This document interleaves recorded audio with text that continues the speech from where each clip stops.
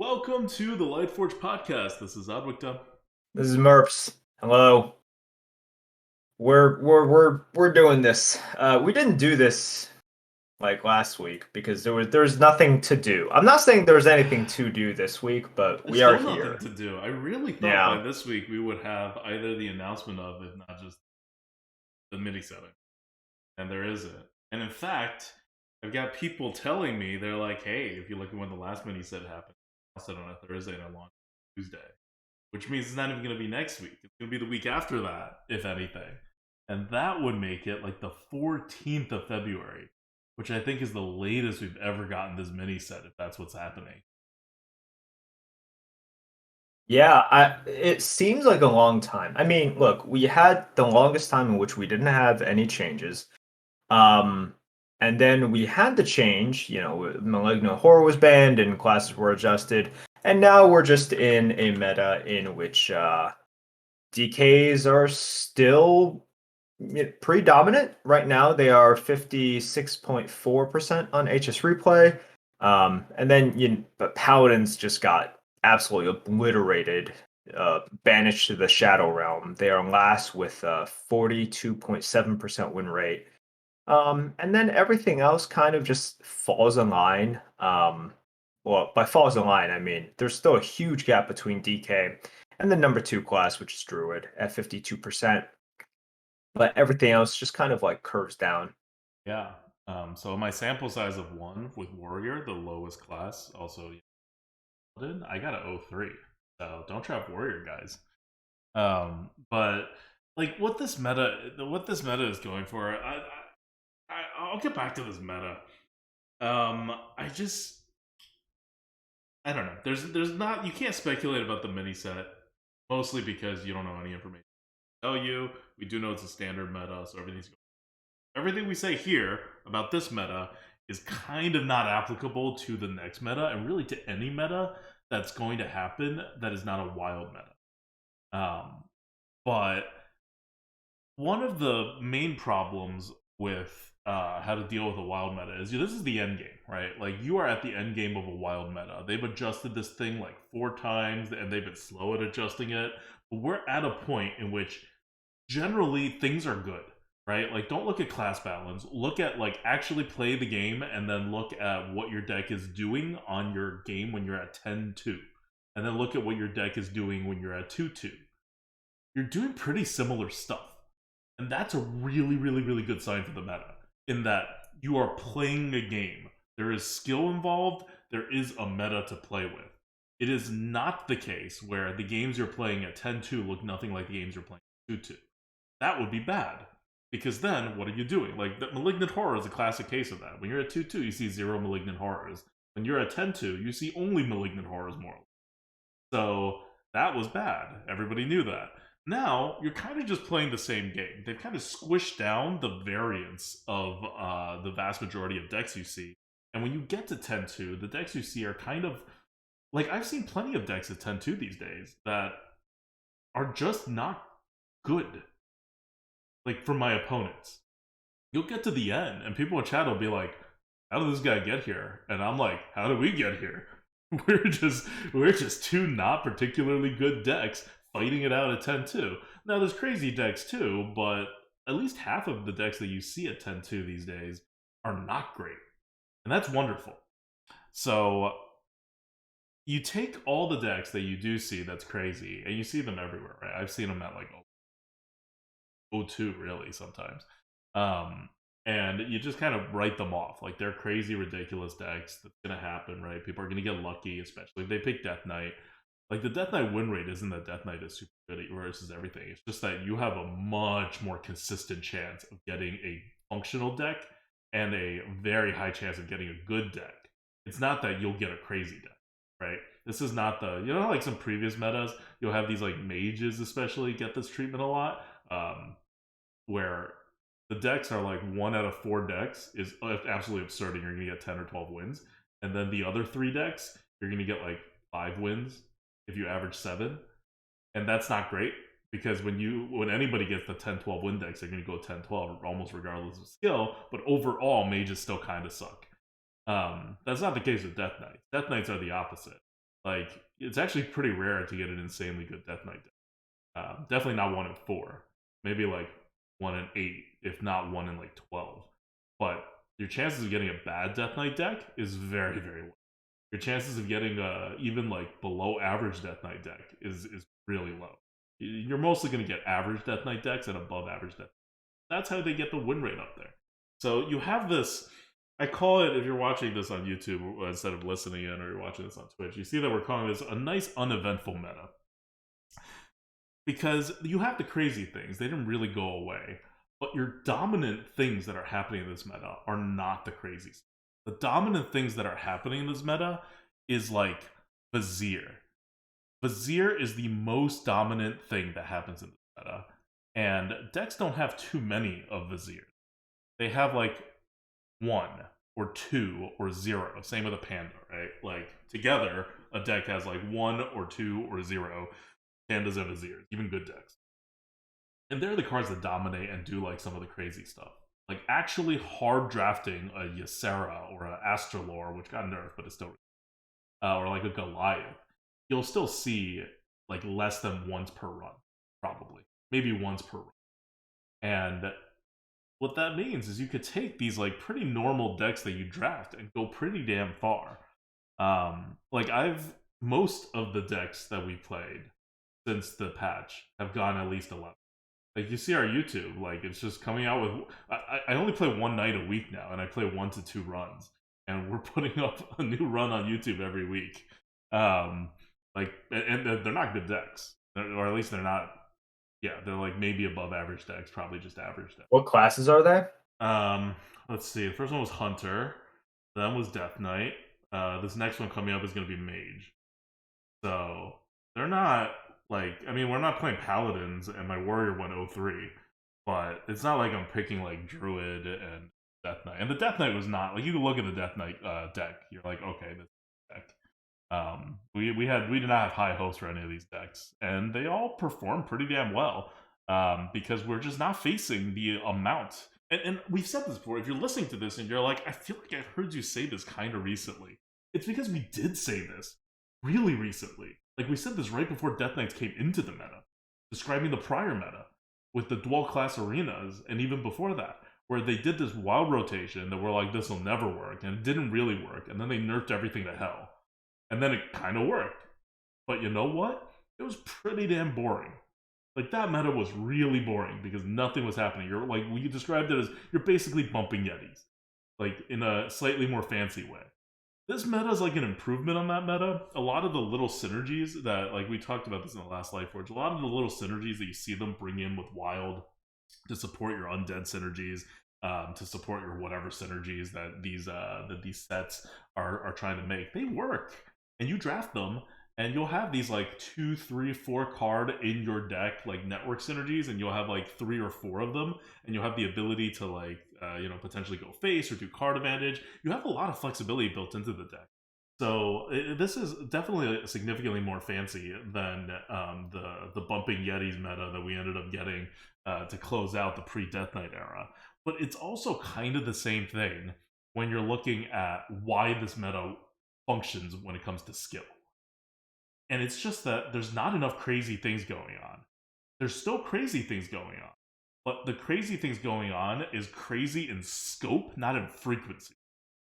And if you're looking at the actual scope of craziness, way back when everyone, like when Yeti was one of like the top cards in your entire deck, stuff like Deathwing and Old Ysera and whatever, like, and relative to the power level of the average card in your deck, that was not that much less powerful than, let's say, a Ysera or an Astral is, or a Goliath is to the average card in this kind of meta. So that's not to say the classic meta was great. The classic meta wasn't great, and we're kind of going back to the classic meta. It's better than the classic meta, in that you have I think you have more flexibility in how you approach the game, and it's definitely better on the drafting side, because in the classic meta there are way more cards that are than there are now. But you're in that same zone where sometimes the games don't exist and you just lose. Very rarely you get a deck where you just win. like very rarely. It's not something that happens frequently. And otherwise, you're playing this normal-ish game where a lot of the like little things matter. A lot of the on-the-ground little things matter. It's pretty good for skill, honestly, and it's also pretty good for like in-game luck. Like you have a vizier, your opponent has a vizier. Uh, Someone's gonna get lucky, no one's gonna get lucky. That makes a pretty damn big difference in the game. But at the end of the day, compared to the metas that we're used to outside of this meta and the meta right before Death Knight, this is uneventful. This is not the high flying action that we're really used to. The combos are kind of working, which is nice, but it all feels a little. It all feels a little hollow. Um, so it's not a bad meta. It's and if you like the classic meta, I think this is just kind of a straight up improvement on the classic meta. A lot of people have this like nostalgia for the classic meta, but if you like go and play a classic meta right now versus you playing this meta, you will easily see this is just kind of a flat out superior meta. And the classic meta, by the way, had class disparity too. I don't think Mage or Rogue were any less dominating in those metas than Death Knight is right now by percentage. Um, so so you're like it's not it's definitely more than playable, but by the excitement standards that we've kind of gotten used to in the last 2 years, this is another like low excitement, and they've kind of had to do this, right? Like otherwise things went crazy. So it all hinges on the mini set. It does. Okay. It doesn't all hinge on the mini set. The one I don't know why the mini set is so late. Like this is a meta that can and construct it too, right? Construct is not doing great either. Um, this is kind of like begging for the mini set to come on the earlier side, and it's instead coming on the later side. But they've already told us that it's going to be a standard meta, and if it's going to be a standard meta, you're immediately in an exciting meta because standard cards swing hard. So you're gonna have a lot more. Like right now, the swings are generally controllable. Like what we were afraid of is that they were gonna nerf everything so hard, and stuff like Silver Moon Armor was gonna be one of those like cards that super swings the game. It'll be really hard to come back from. But that's not the case. The swings right now are kind of defined by cards like Silver Moon Armor, like Bloody Knight, Bone Mare, Silver Moon Sentinel, and Corporal, where you're just like looking at it and you're like, ah, crap, I just lost 2 mana on the board that I should have had. Maybe 3 mana's worth. And in even today's meta, that's something that most decks can come back from multiple times. And those kind of advantages are things that you can push, like even without necessarily too much planning or combos or whatever, but you can just get to push that kind of advantage a few times each game. So that's all going to go out the window. Like you're going to look at Silver Moon Armor and be like, this barely did anything when the standard meta comes. When the standard meta comes out, you're going to be swinging things by 5 mana's worth, not like 2.5 mana. And those 5 mana worth swings, it's going to make for a lot more of a who has the combos, who has the better number of better cards. Everybody's going to have like 8 super good cards, like raw cards in their deck. So who's going to draw them? When are they going to draw them? Are they going to top deck them? How much do you commit to the board knowing that they can flip it any time, right? Versus how much you save. It's going to be a lot more of those back and forth reaction versus pushing things. Because if you don't commit anything on the board, you're not pushing face. You give them more chances to draw their stuff. Like it's going to be a different kind of calculus than what we're doing now is a little bit of that, but very little of that. It's a lot more just kind of on the board decisions, like remove or do you go face? Do you play this card or do you hold this card? Because there's a lot of this mana thirst. Even with something that's just on the board, like in Corporal, do I use it to kill their 2/3? Do I wait and try to kill their Yeti? That they're probably going to play something better than a 2/3 the next turn. But now I'm leaving their 2/3 on the board, and this Corporal doesn't do anything. A lot of those kinds of decision making. Like sometimes you're like, maybe I just want 5 to the face of the game. It's these kinds of decision making that's like pretty subtle, but they really affect the game right now. And I think they'll affect the game a lot less when standard comes out. But it'll be more exciting when the standard. um, when the standard meta comes in. So we're about to have this big meta shift, no matter what the mini set is, because of standard. Yep. We'll see. Look, you're talking to somebody who still hasn't done the DK prologue. I just I'm waiting for an actual reason in order to do it. So Blizzard, come out with a mini set. Give me a reason for me to actually do it play this freaking game. Because right now I still don't really see a reason. I mean, you're Well, right. There is no reason because Death there's no Knights reason. used to be like way too overpowered, and now ignoring the like 1% of how much they're overpowered, when you play as Death Knight, you don't feel that powerful because again, it's just eliminating the low side. The top side is also more or less eliminated. And Death Knights are super super super normal. So when you're playing against Death Knights, it feels super super super normal. When you're playing with it as a Death Knight, it feels almost the same as everything else. You got to worry about your corpses, which is kind of resource management, but a lot of times just how much do you wait, so that you have more corpses. It's another way of doing this mana thirst, this like little waiting game that you play. So it's like more meta immersive, but not significantly different than what you're doing in this every other class anyway. So this is why it's uneventful. Like even Death Knight, the like super fancy new class, has been neutered to the point where it's like, okay, it's Death Knight. Like we know why the win rate is. It's not better than other classes. It just doesn't have the downside. Death.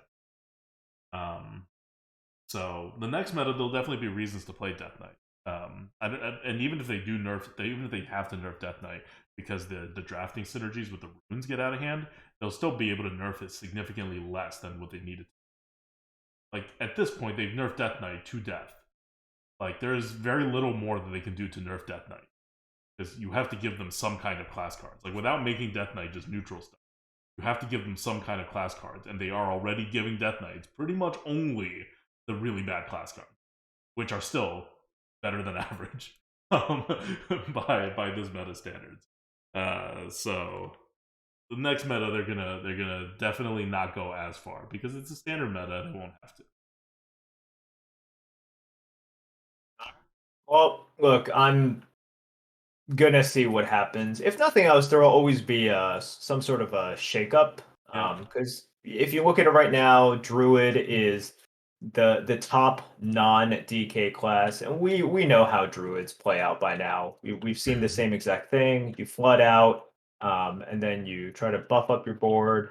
It's the same way that Druids have been winning since many years ago, and they just have a chance to do it again. So. And if you're wondering how to beat this meta, domination, Death Knight. I mean, the way to beat it is pretty easy.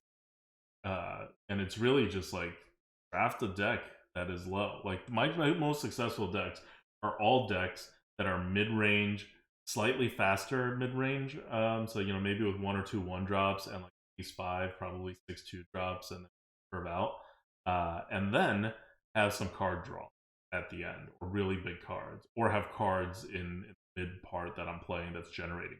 Now, those are generally good cards, and how many you get offered is going to drive how many you're able to take. That's the kind of deck you should be trying to build. Doesn't matter what class you're playing. That's just the kind of deck that works because you need to hold off Death Knights. You need to be able to not let the Druid get out of control in that early. Those are the ways that you lose. The most frequent ways that you lose. But against every other deck, you are also probably not going to be able to push if you're not as fast as the Death Knight or the Druid, and you won't be unless you're a Death Knight or aggro hunter. And if you're not that fast, then you have no chance. So you also have to be able to at least give yourself an out of card advantage, or else you're going to have a lower win rate against the other classes. So it's not one of those things where it's like, oh, you just draft in a way that makes you win every match. But if you draft in that little box, this is why it's uneventful. There's kind of an ideal way to draft, and for all classes, pretty much all the same. And if you're drafting in that box of a little fast aggro and then have a lot of cards that are like one stat but draws you a card or discovers a card, or and then maybe have a couple big cards that really get you that card advantage. Discovers are always the best. I'll talk about Discover after. So you build a deck like that, it may not look particularly impressive, but it'll do a decent job of holding off enough Death Knight, enough Druid decks to give you a good shot at that high win, and it'll still be able to compete with all the other decks that are in the. So like that's the ideal way to draft right now, and it's not particularly hard way to. It's gotta know to do it, and then after you do it, a lot of what you do in game is what matters, because in this meta, having one extra card than your opponent, it matters. It hasn't mattered for a while, like, but having one extra card than your opponent, which you can easily get by playing better, um, like that wins you a decent percentage of games. Like I would say, like that wins you, I don't know, 10-15% of games. That's huge. I can't imagine. I can't remember the last time one card advantage will have a 10-15% win rate difference. So if you can draft the cards so that you can go down a little bit in tempo while still having the card advantage. If you don't get offered those cards, use the fact that you have the tempo to like eke out a card or two extra. Otherwise, that's kind of how this works. Cool. Okay. All Anything right. else? Yeah. Let's talk about the big problem. So we kind of talked about what the meta is. We talked about what the future meta is going to be. But there is a big problem. And it's not a problem that we know how they're going to fix yet. They've talked about it a couple times, but it is what is the biggest problem of this meta. And it will still be the biggest meta problem of the next meta. And in fact, you can argue that it is the biggest problem of all arena metas in the last 6 years. And you'll have very good arguments for it. And that is Discover, right? It's especially bad right now because they brought Pandaren and Porter in, which outside of Scorpid was probably the worst offender of this Discover thing in general. And the new set has Nerubian Vizier. Nerubian Vizier is still going to be in the meta because it is in the latest set. It'll have an offering bonus. It is going to be everywhere. That's not going away. And Darren and Porter is going away. So we'll at least not have that problem. If you look at win rates of all these cards right now, Pandaren Importer comes in not super high when you look at all classes. It is super high when you look at Death. But if you look at all classes, it's diluted enough that it's around like Stubborn Suspect,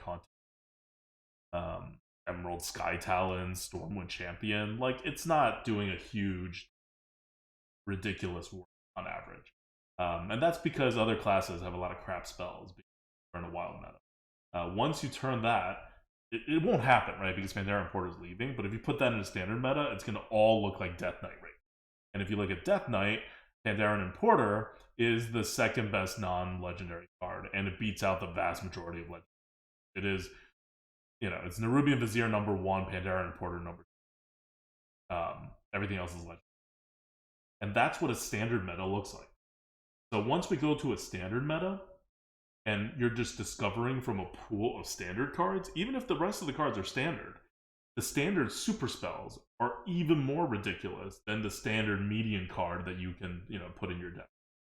So the problem that's going to come in the next meta, and the problem that's currently dominating this meta, is still these neutral Discover cards, and the class Discover cards too, but not all classes have them.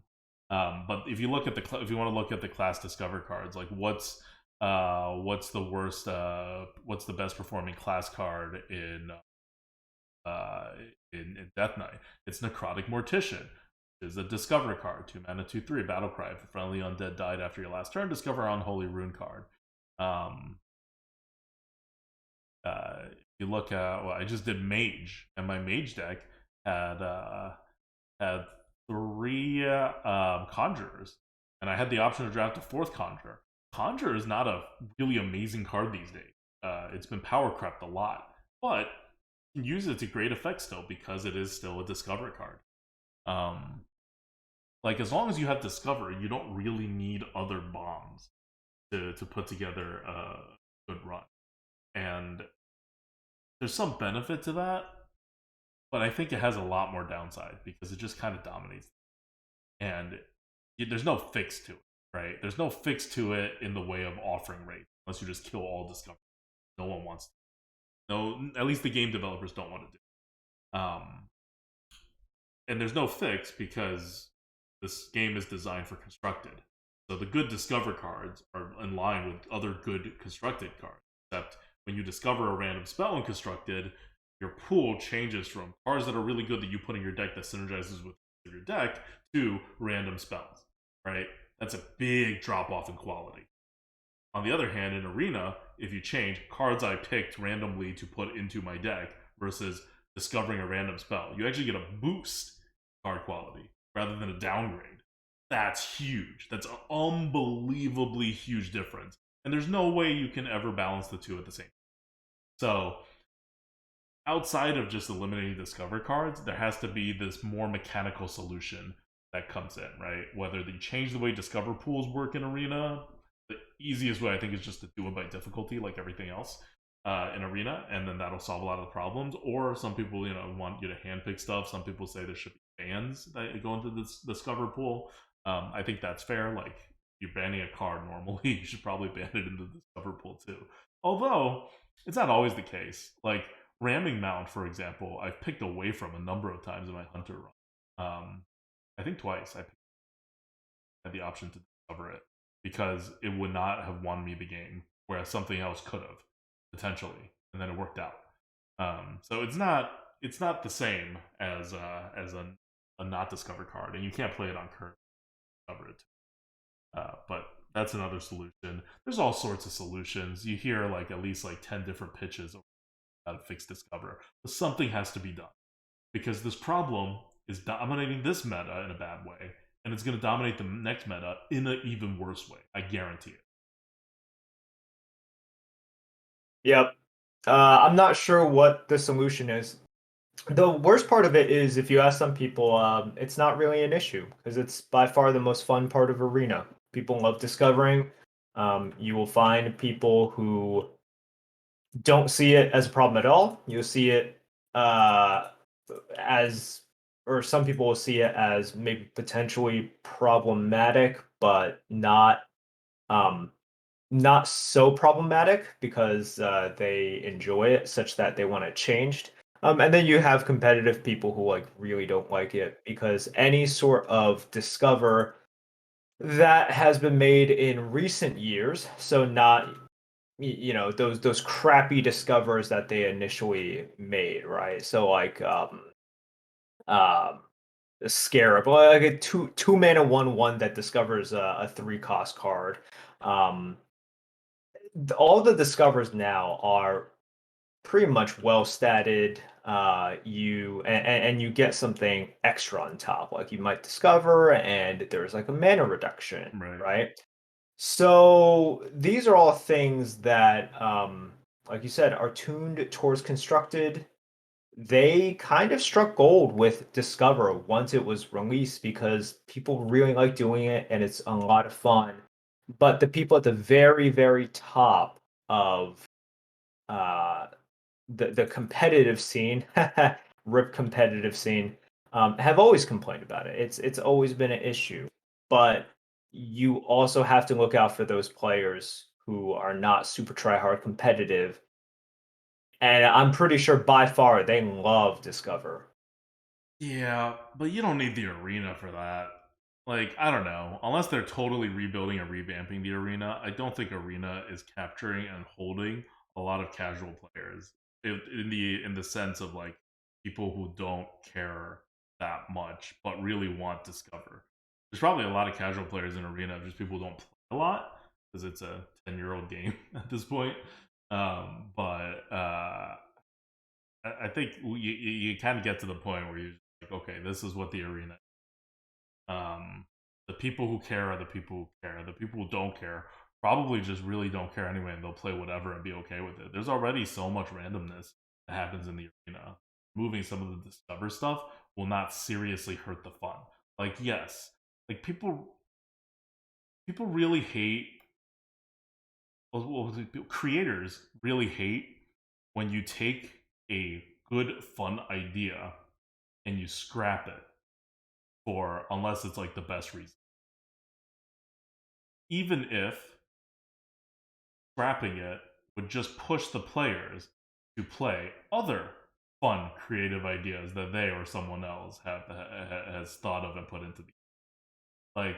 There's this attachment to things that are like fun and things that are like good, without looking at the net, right? Without looking at the what is this piece of fun really adding to the overall fun? What if we removed it? How much fun would actually be lost? There's a bias there because great game developers generally care about people fun and creating cool. Um, I think at this point though, Discover's been around for like really long already. It's not like it's like a fresh new idea. I'm not sure that any of the people that came up with her is on the arena, the modes balance team or the modes creation team. And the fact that it's a whole modes team, I feel like they could put their creativity out in the sense of like fun stuff. So much brawl to do. Um, anyway, hopefully something happens with this. It's kind of under control right now because Discover's always under control better in a wild meta. Get to the standard meta, you need to pair that with some kind of anti-discover mechanism or like discover nerf. I don't know what it is, and whatever it is, it would be the biggest thing to happen to her specifically besides the Death Knight draft. Um, but I'm hoping it's coming. They've had a long time now, right? This team's been around now for about a year actually. Touching the and this is something or something else is something that they would have thought of in the very beginning and started their long term. Um, let's do something with the arena. It's about time that we start seeing some stuff. Like I think we've been pretty patient in that we didn't really expect to see any big changes early going or even the mid going. 6 months into this group touching the arena, we didn't expect to see any major changes. But a year into it, there's plenty of time now to get the major changes approved, to get it done. There's a new cycle kind of coming through, a new for whole entire game for constructed too, where they're rotating out the standard set here, and that's coming up in like less than 2 months. Big changes are happening, and hopefully one of them is something, maybe even a bigger change to Arena, right? But at the very least, dealing with this Discover problem. And we're not just here randomly speculating either. They have repeatedly said that they know and they think that Discover is one of the biggest problems in Arena. They've said that since the very beginning. Like, I could probably quote them from like April of last year or May or March even. I don't know, but they've been saying it and they've said it again every like 2 months or something. So hopefully, if they think that, then they know that that's such a big problem, and they haven't actually nerfed the offering rate of these cards to hell yet. They're going to find a nerf that preserves Discover in Arena while making it functional. I'm hoping. I got my fingers crossed for it, mostly because they keep hinting at it, right? And they keep recognizing the problem. And they don't like they usually recognize a problem and then fix it, right? Or they just don't recognize a problem that we think is a problem, but like they just don't say that, oh yeah, this is a problem. Discover is one of the only problems that they repeatedly recognize and then always say like, we're trying something, or maybe we're working on something, or in the future this is something we like to do. They've said it so many times. Like I want to see some results now. It's been a long time. All right, goal for 2023. Yeah, nerf Discover in Arena at least. If we're not getting Arena 2.0, at least nerf Discover.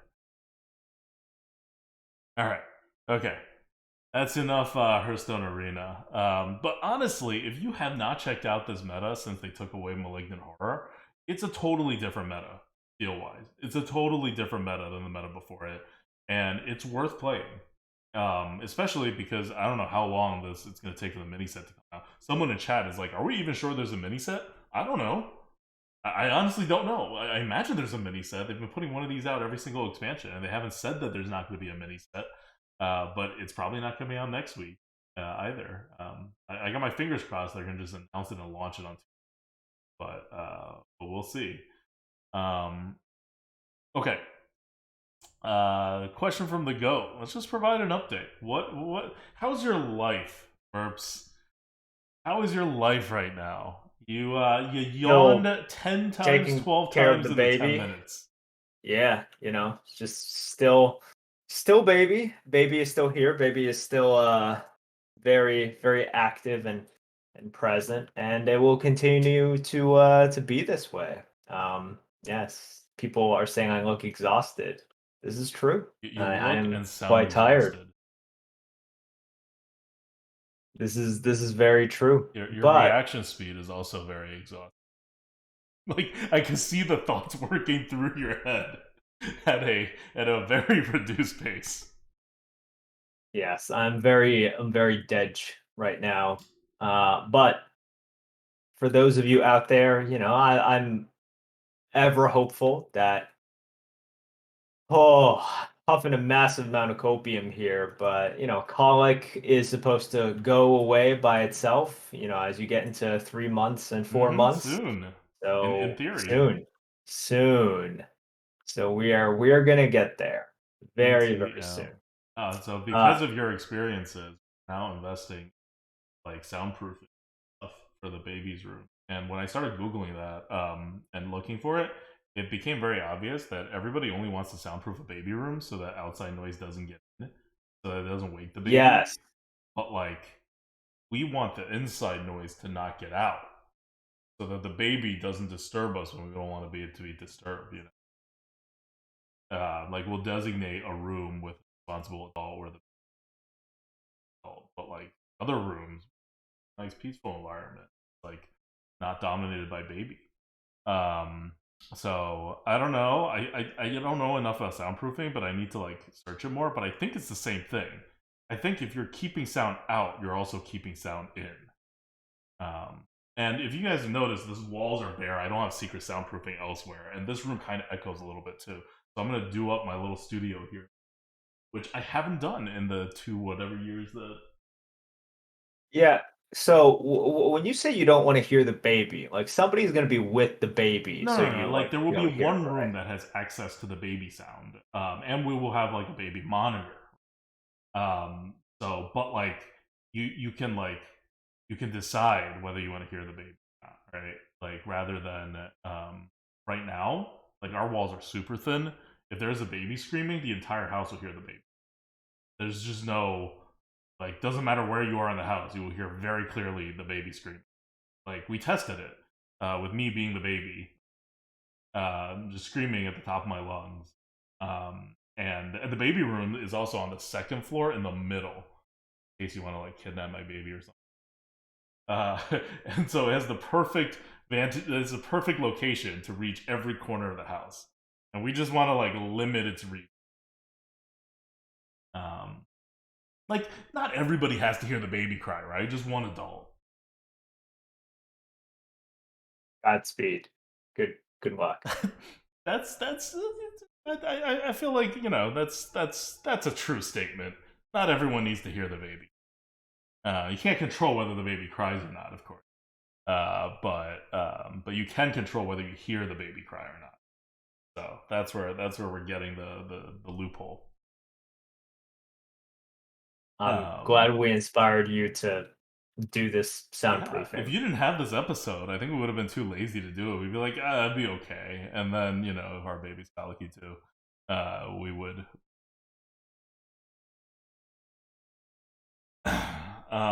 But yeah, as a side benefit, besides the fact that you will not hear a screaming baby, hopefully, whenever I stream after the baby is here.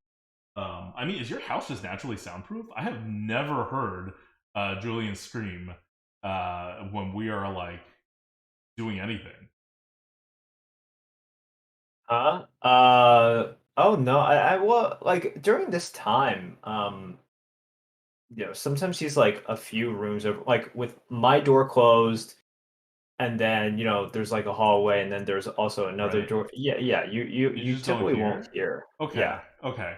So that's not how Like my if you house were works. here, you would hear it, I but you see. won't hear it through the mic, I see. right? Okay, that's true. The mic also does a good job filtering stuff out. Yeah. All right, that's fair.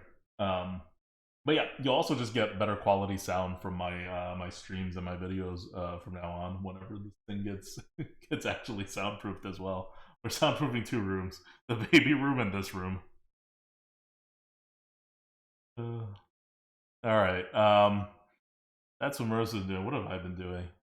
I've been okay. So I've been rewatching Everything Everywhere All at Once because it's just such a freaking good movie. And the second time, I caught so many more things, like, and appreciated things in so many different ways than the first time. Because the first time, that's a really not complicated, a really impactful movie. You're just trying to keep up the first time. It's not really that complicated. But the second time, you can like kind of you can let it breathe and really focus on a lot more things besides okay, what's going on and what do I think is going to happen afterward? Because you know what's going to happen after. Really take in like the performances and the attention to detail and like some of the effects and the choices for things. It's just so good. If you guys, I feel like at this point everyone has it on their list, and if you don't yet, oh my god, definitely put it on your list. This is like just a super interesting movie, super interesting. I still don't think it's gonna win the Oscars for Best Picture, but I love the movie and it's worth everybody's time to see. I'm getting my mom to see it. I'm like, hey, some of it is in Chinese, and she's like, immediately, she's like, okay, but you know Michelle Yeoh is like only ethnically Chinese, right? And she's like from Malaysia. I'm like, yes, but like speaking Chinese and she's a Chinese person. And she's like, okay, but just so you know, I'm not Michelle Yeoh. I'm like, I don't think you're Michelle Yeoh, Mom. I'm just saying, maybe as a fellow Chinese immigrant in America, you could relate, sort of, but whatever. Like, it's just still a good movie, regardless of that. Like, she has like a weird thing with Michelle Yeoh, apparently. Excellent. But other than that, look, I'm just watching some shows at certain points. Oh, If you guys haven't, are you watching The Last of Us? no, I'm not watching that Oh, you should yet. watch The Last of Us. Nobody Well, spoiled in chat or anything, but the I mean, last I just episode was hate the so fact. good. Well, I mean, of course, and because I possess Twitter, like I don't know exactly what happens, but Hmm. everybody's talking about everything. Yeah, I'm just gonna watch it when it's done. yeah. I've been watching Physical 100 on Netflix, like that game Oh, yeah. show. It's I good. saw it. Is it actually good? Yeah, it's actually good because part of it is because they actually get really good people to compete.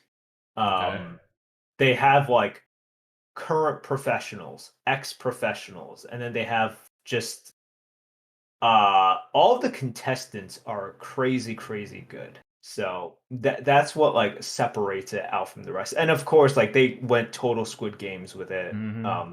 The presentation and the mysterious kind of like video board that like nobody greets these contestants, right? They're Right. just like yeah, they see this video board, but yeah, so it's Okay. very so Squid Games, but We might check it actually out good then. Like, I contestants. thought Yeah. it looked like it was gonna be terrible, so we didn't even like check it out. But if it's actually good, like if they actually pull off the concept. No, they actually pull off the concepts, and it's just because they get really freaking good people there. So it's not just people who are like fit. They didn't just get like 100 gym rats to compete. They have like professional MMA fighters. Mm, They have like professional wrestlers. And then there's a extra wrinkle in that a lot of these people know each other because they're like just from the industry. right. But they do a fairly good job of juggling 100 people and having you focus on the correct amount, Mm-hmm. which is like at any given moment you like really know about like 20 like 25 of them and you probably care about like 10 of them, Mm-hmm. right? Um they do a good job there. Now the crappy thing is this is one of those things that is released on a week to week basis, which I hate. Like it's the reason why I haven't watched The Last of Us. But for a reality game show kind of thing, it's much more tolerable. Like Yeah. I'm much more okay with it rather than The Last of Us. It's also the reason why I haven't watched like still House of Dragons, even though season one is over. Right? I want to wait longer for something like that. Um. So for I mean, for The Last of Us, they do a good job of like ending episodes in a way where you want to watch more, but you don't need to. Like, I feel like it's been the most easy to wait for thing I've watched so far, even though it's really good. Like, what was really hard to wait for was freaking Inferno. That was a nightmare to wait for the next episode. They release 2 episodes at a time too that add up to like 3 hours of content. So it's not like they're just giving you crumbs. They're giving you like big meaty chunks every week, and I'm still like, oh, I can't wait for the next week. But that's because in that show, everything takes place over the course of 10 days and 10 episodes. So it's all really packed in there. So having to wait a week, catch back with people when time has only moved one day for them, sometimes less than a day, depending on the episode, it feels really painful. Whereas for something like Last of Us, the show kind of jumps around in time a bit and or skips a bunch of time forward. They're not like day one, day two, day three. Anyway, So that's it. Just watching a ton of shows, a lot of shows. all right. Um, that's it for us. We'll be back next weekend, most likely. Maybe if there's absolutely nothing to talk about, we'll skip another weekend. But they should at least announce the mini set. You know, we'll be here to talk about it as soon as they announce it, even if it's not ready to play yet. That's really the next big piece we're waiting for. Um, I'm playing Friday night arenas. Uh, whenever the Merps baby stops crying bloody murder and he gets some rest, we'll start up the coop again. Although it might get delayed now to the point where Death Knight is gone. Like we're about to do Death Knight next, but whenever they do the thing where it actually resets the arena rather than letting you continue your draft, we would have to roll Death Knight. Oh, So we'll see. The next one is Death Knight, but it may not be if the next rotation happens. Because they'll definitely do that reset on the rotation because it's a whole different set of cards. All right. In the meantime, if you want some arena action and you're not catching me live, I have luckily gotten plenty of stuff to put on YouTube. So there's a run going up. There's 2 runs already up on YouTube. There's another run coming up sometime this. You see what I'm talking about with this meta. Not like the most interesting meta in the world, but you can see where decisions actually matter. And both my decisions, which I think is good, obviously, and sometimes my decisions that are bad, you just see it bite me in the like immediately, and I'm like, oh crap.